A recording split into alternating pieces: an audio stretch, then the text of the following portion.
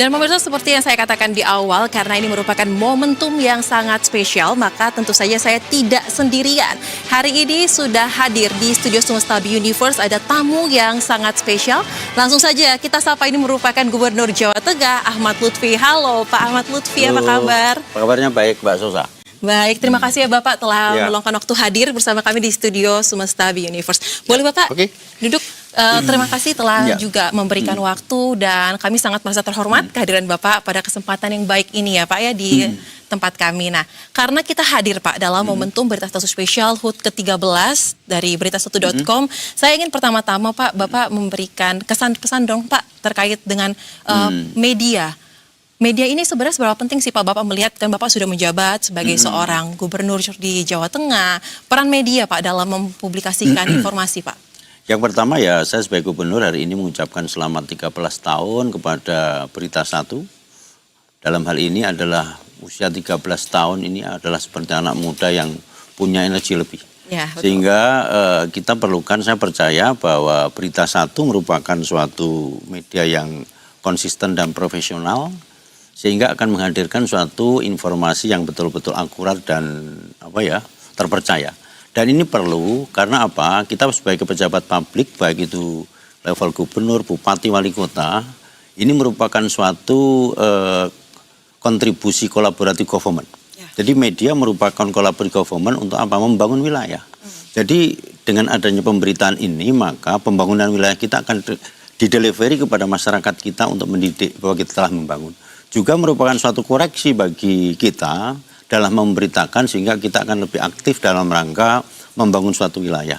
Sehingga collaborative government ini kita ciptakan tidak hanya kepada pejabat publik, tetapi media adalah salah satu unsur membangun dalam rangka mencerdaskan masyarakat kita terkait dengan kinerja kita. Itu yang paling utama. Baik, jadi memang kalau ibarat manusia ya, usia 13 itu usia awal remaja pemirsa. Nah, jadi ini usia yang sangat menentukan untuk bisa berlari cepat menuju ke arah yang lebih baik, masa depan yang lebih gemilang. Jadi kalau spesial untuk berita1.com Pak, harapannya mungkin? Harapannya begini, kita tidak hanya kecepatan dalam suatu pemberitaan.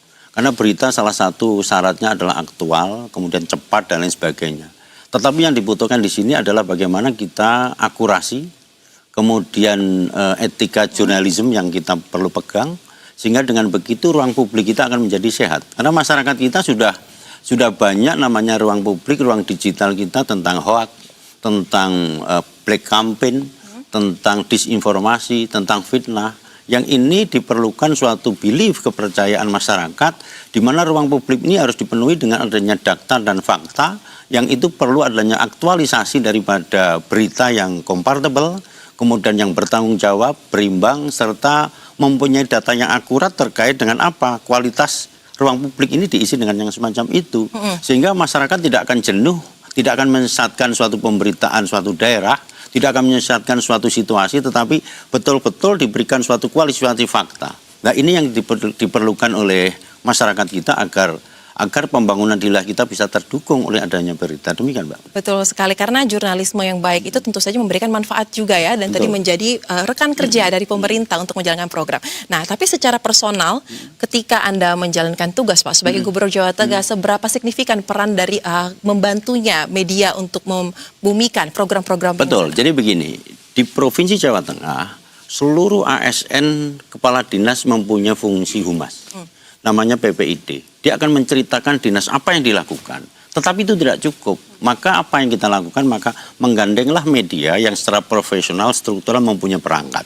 Yang gunanya apa? Agar mereka sebagai kualifikasi kontrol. Kualifikasi kontrol untuk kita. Kalau itu membangun untuk kebaikan. Memberitakan, mencerdaskan masyarakat kita terdidik. Juga sebagai kualifikasi kontrol apabila kurang akan diberitakan. Sehingga kita akan menambah. Nah, fungsinya inilah barangkali yang diperlukan oleh media dalam hal ini untuk membangun wilayah kita, sehingga kontribusi daripada pemberitaan ini merupakan bagian yang tidak bisa kita tinggalkan. Makanya setiap triwulan sekali, setiap sebulan sekali kita lakukan brainstorming dengan anak-anak media. Itu perlu, karena apa? Dia akan memberikan suatu masukan yang konstruktif untuk kita, serta akan memberikan koreksi yang positif untuk kita, sehingga itu akan berimbang. Demikian, Mbak. Baik, berarti memang benar-benar dijalankan ya fungsi kolaboratif tersebut. Nah, kalau tadi kita mendengar pemirsa bagaimana pemaparan dan juga penjelasan tentang pentingnya media dalam kerja-kerja pemerintah seperti yang disampaikan Pak Ahmad Lutfi, ya memang terlihat ya sudah menjalankan fungsi tersebut dengan sangat baik. Nah, tapi Pak, karena ini momentum yang sangat spesial, saya ingin men-challenge nih Pak Lutfi. Kalau biasanya kolaborasi media yang menyampaikan berita sesuai dengan tadi ya brainstorming yang dilakukan, kalau misalnya Pak Lutfi yang jadi saya gitu ya, menyampaikan berita kepada para pemirsa kami. Nah, kira-kira siapa? Bisa siap. Bisa siap. Kayaknya nggak bisa ditantangin memang pemirsa ya. Oke, silahkan Bapak. Di sini kami akan hadirkan pula ya pemirsa informasi yang datang dari Provinsi Jawa Tengah. Pak Lutfi, silahkan dibaca. Ini ada berita ya di depan. Boleh Pak? Bisa mulai sekarang? Boleh, silakan Pak. Pemerintah Provinsi Jawa Tengah serius menindaklanjuti keluhan warga soal kerusakan jalan di berbagai daerah. Tak tanggung-tanggung, Provinsi Jawa Tengah mengalokasikan anggaran senilai 200 miliar rupiah untuk perbaikan jalan provinsi di seluruh kabupaten kota di Jawa Tengah, termasuk Jalan Raya Cepu, Randu Blatung, Blora yang akan diperbaiki dengan konstruksi beton.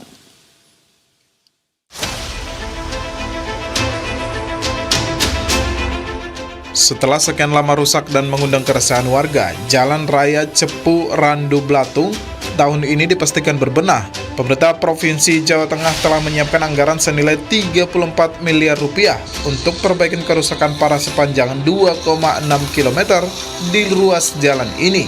Perbaikan dilakukan menggunakan konstruksi beton seiring banyaknya truk bermuatan besar yang sering melintas dan kondisi geografis yang kerap dilintasi genangan banjir. Konstruksi ini nantinya akan kita lakukan perbaikan dengan menggunakan rigid pavement. Jadi perkerasan dengan menggunakan beton. Tahun ini yang pertama ada alokasi kita 5,26, kemudian ditambahi lagi melalui Perkada totalnya ada 28,7. Jadi totalnya untuk di satu ruas ini saja ini sudah dijumlahkan saja 30 lebih. Perbaikan ruas Jalan Cepu Randu Blatung ini menuai reaksi warga yang merasa aspirasinya diperhatikan Pemprov Jawa Tengah. Ucapkan terima kasih pada Pak Gubernur atas responnya terkait jalan rusak yang ada di Randu Blatung Cepu. Semoga nanti bisa meningkatkan akses ekonomi buat rakyat juga, karena kita ketahui jalan ini memang rusak. Keluhan warga di sejumlah daerah terhadap kerusakan jalan di Jawa Tengah ini pun akhirnya membuat Gubernur Jawa Tengah Ahmad Lutfi memutuskan mengalihkan anggaran sebesar 200 miliar rupiah untuk perbaikan seluruh jalan provinsi di Jawa Tengah. Program Jawa Tengah tanpa lubang inilah yang ingin diwujudkan Gubernur Lutfi sebagai bentuk perhatian kepada masyarakat. Tim Liputan, Berita 1. Wah, pemirsa, sepertinya Gubernur Jawa Tengah Ahmad Lutfi ini sangat piawai ya di depan kamera ya. Tidak ada nervous ya, tadi sangat lancar membacanya dan tadi bisa memahami istilah-istilah yang ada roll paket, ya itu sangat lancar dan bisa langsung mendapat nada yang pas ya, dinamika yang pas. Baik. Nah, Pak, tadi kita lihat ya informasinya sangat menarik nih, perbaikan jalan di Cepu sampai ke satu titik lagi. Nah, yang ingin saya tanya Pak, untuk perbaikan jalannya ini sebenarnya ini nanti prosesnya bakal bagaimana Pak? Perbaikan ini akan dilakukan dalam waktu dekatkah selesai dan dampaknya bagaimana? Jadi begini, yang kita perlu sampaikan bahwa 2025 kemantapan jalan Provinsi Jawa Tengah itu adalah 94,4%. Itu data dari Kementerian PU. Tetapi begitu 2026 sekarang itu turun menjadi 84%. Artinya ini ada penurunan kemantapan jalan hampir 9,7%. Maka yang kita lakukan adalah, kenapa ini turun? Karena 2025 hampir kemarin curah hujannya sangat tinggi sekali. Dan ini mereduksi terhadap jalan-jalan kita. Maka yang kita lakukan, kita rapat dengan seluruh OPD yang kita lakukan, maka kita akan melakukan terkait dengan relokasi anggaran. Nah, yang kita lakukan apa? Kita tidak mau tahu bahwa Dinas PUPR kita harus segera melakukan review terkait dengan jalan, agar kemantapan jalan timbul kembali 94. Terus jalan mana? Maka yang kita prioritaskan adalah jalan yang mempunyai dampak langsung kepada masyarakat. Contoh misalkan untuk pertumbuhan ekonomi baru, contoh misalkan menghubungkan antara daerah satu dengan yang lain agar terjadi adanya bottleneck kemudian stucknya lalu lintas sehingga merusak jalan, ini harus kita perlukan. Contoh misalkan kendaraan-kendaraan yang menjadi sumbu 3 di perbatasan dan lain sebagainya. Ya, betul. Termasuk jalan-jalan yang menjadi prioritas di mana jalan itu menjadi tumpuan masyarakat sebagai public complaint. Makanya saya ucapkan terima kasih kepada masyarakat kita yang sudah memberikan suatu advice masukan terkait jalan-jalan di tempat kita. Percayalah bahwa kami Provinsi Jawa Tengah tidak akan meninggalkan masyarakat yang mengkomplain. Tentu ini disesuaikan dengan timing waktu serta basis kekuatan anggaran yang kita lakukan. Provinsi tidak bisa berdiri sendiri. Kami juga mengajukan dengan pemerintah pusat dengan adanya dana terkait dengan pusat, yaitu terkait dengan impres dana jalan daerah, kemudian juga dengan kabupaten kota, bahkan di tingkat desa. Ini yang telah kita lakukan. Baik, jadi tenang saja ya, khususnya warga Jawa Tengah ya, jalan-jalan yang rusak bisa disampaikan kepada Pemprov, nanti ada waktunya langsung coba diperbaiki karena memberikan dampak signifikan bagi pembangunan dan juga kemajuan. Baik, Pak, kurang lengkap kalau cuma satu, tadi kita mengantarkan paket berita, nah saya kasih agak panjang. Boleh. Siap Bapak? Boleh, siap. Baik, oke, silahkan Bapak. Mulai? Ya, mulai Pak, silakan. Peringatan Hari Lingkungan Hidup Sedunia 2026 tingkat Provinsi Jawa Tengah digelar di Pantai Tirang. Kegiatan ini menjadi momentum untuk menegaskan komitmen bersama menghadapi dampak perubahan iklim yang semakin nyata dirasakan di masyarakat.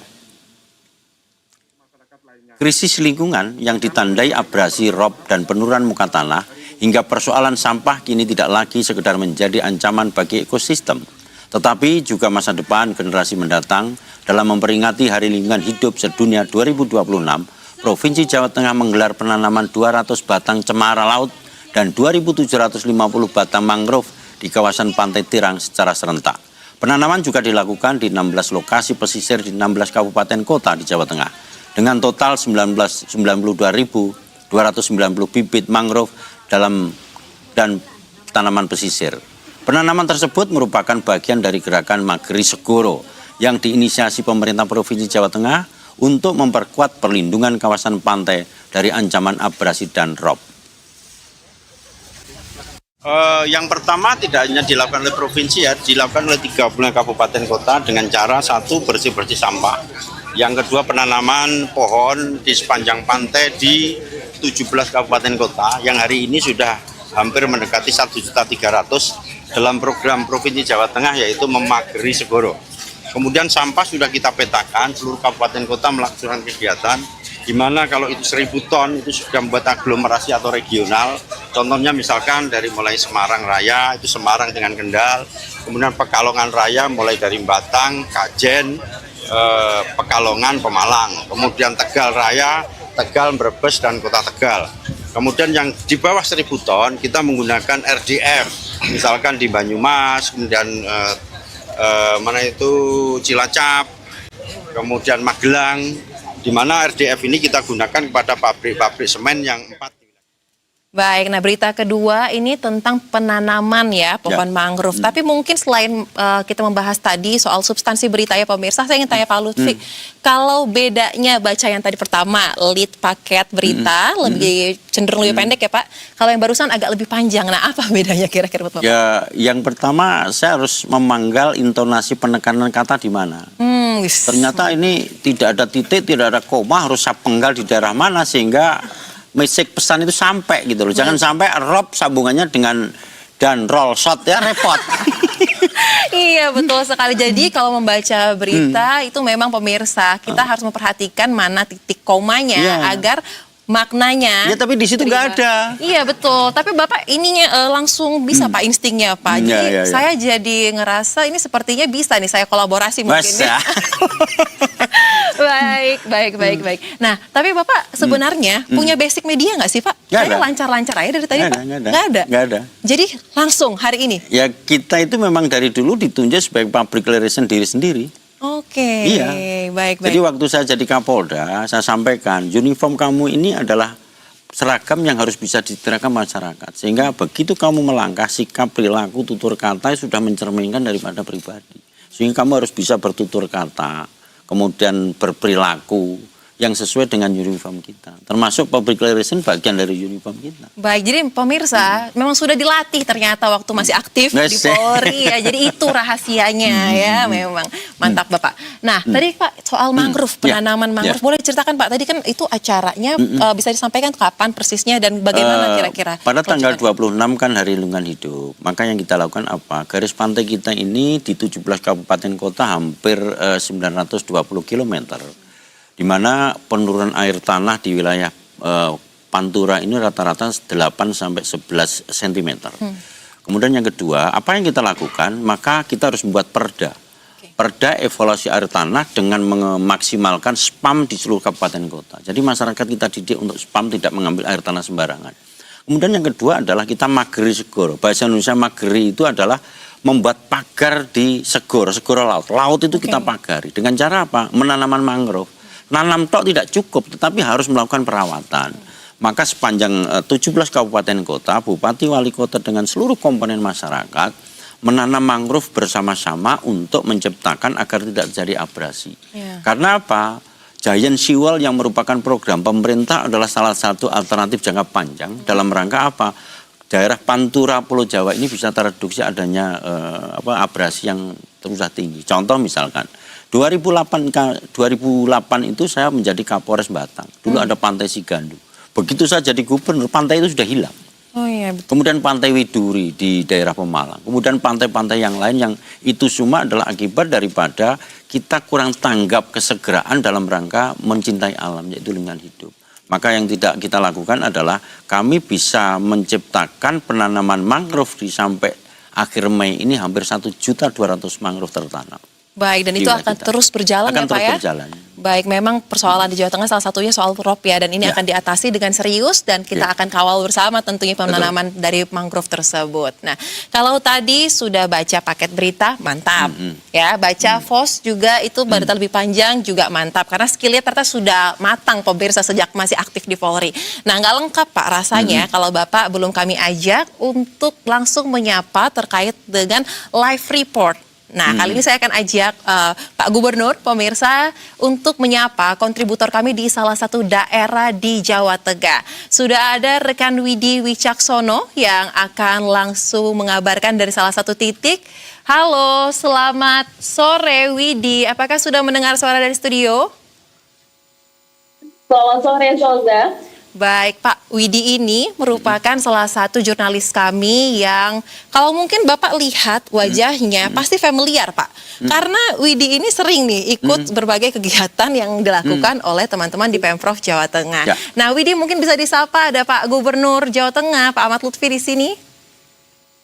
Selamat sore, Pak Gubernur.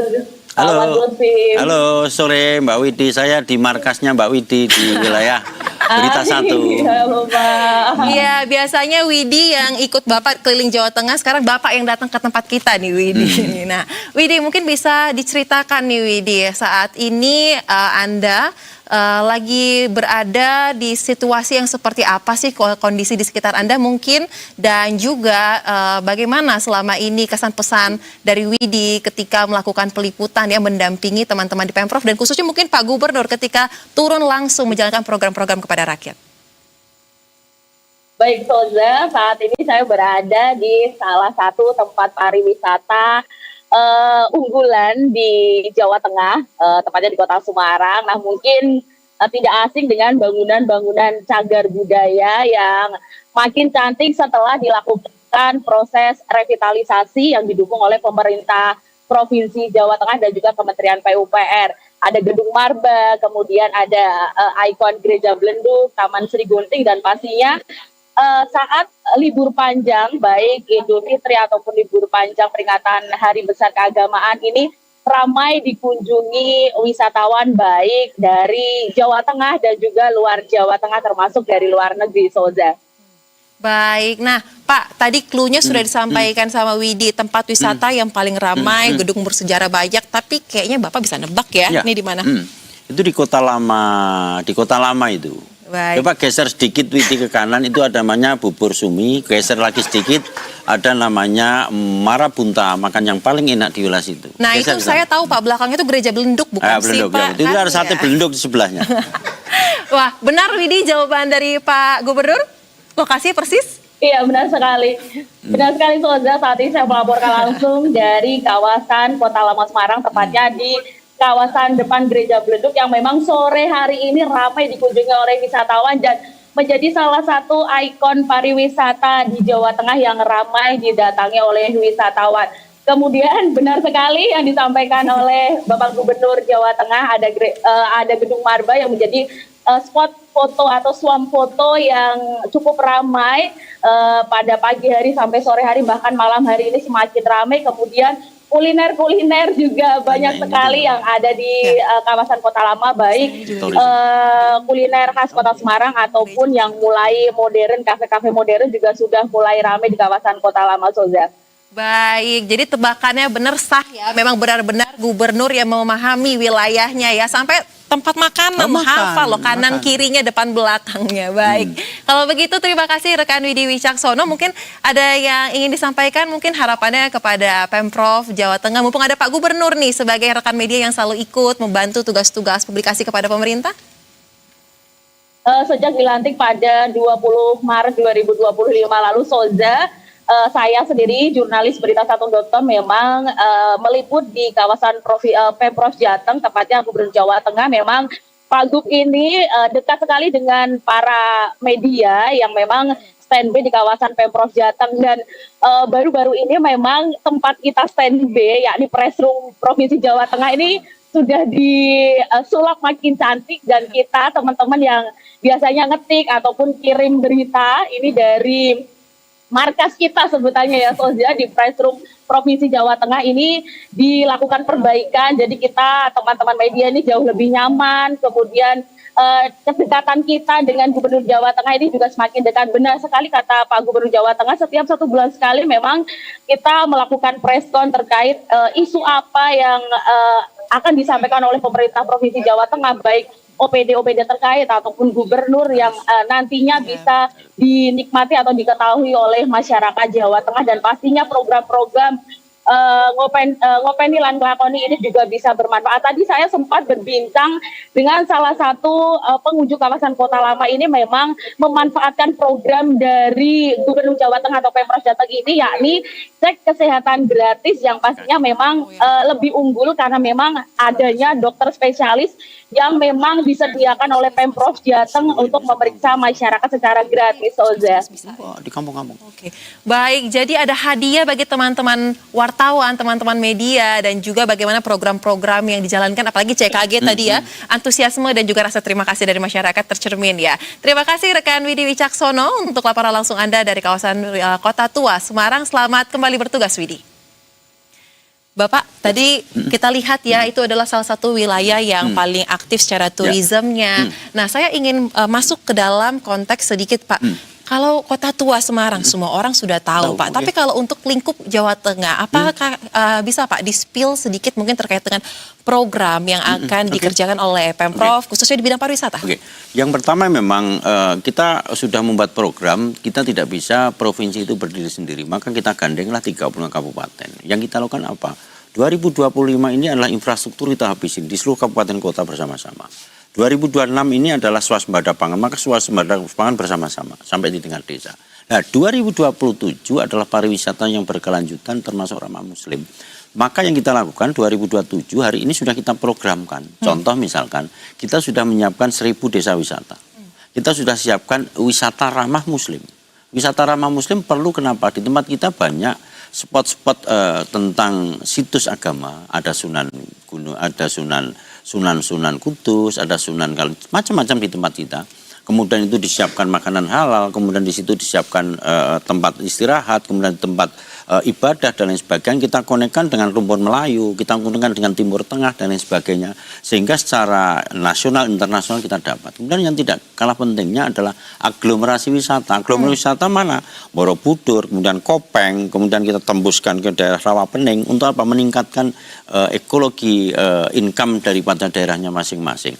Termasuk di tempat kita sudah banyak green ekonomi terkait wisata. Di Karimun Jawa itu ada Maldives-nya Indonesia, termasuk Jawa Tengah. Di sana ada yang lewat laut, kemudian di atas pohon, kemudian ada di pulau yang itu bisa dinikmati oleh semua orang. Kemudian ada diving di sana yang dalamnya itu seperti permadani hidup, dan di situ adalah green economy yang menjadi tonton nasional, bahkan sudah menjadi tourism internasional di wilayah kita. Tepatnya adalah di Pulau Tengah Karimun Jawa.